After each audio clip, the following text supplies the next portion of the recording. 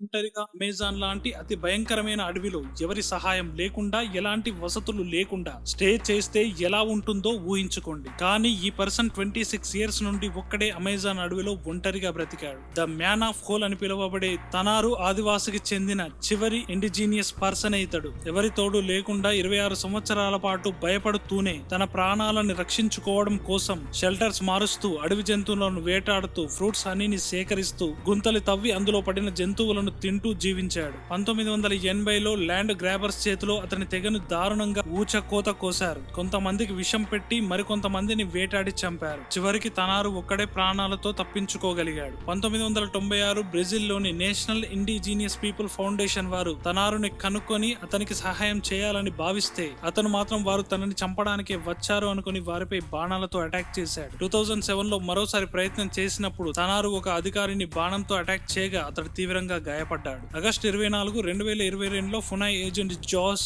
అలంకరించబడి ఉన్న తన చివరి షెల్టర్ లో మరణం కోసం ఎదురు చూస్తూ 60 సంవత్సరాల ఏజ్ లో చనిపోయినట్లు గుర్తించాడు. తన మరణంతో తను నివసించిన 8000 హెక్టార్ల అడవి ఇప్పుడు నాశనం అయ్యే ప్రమాదంలో ఉంది. తనారు జీవితం అంతా భయంతోనే గడిపాడు. తన ఒంటరి విషాద జీవితం మీకు ఏమనిపించిందో కామెంట్ లో షేర్ చేయండి.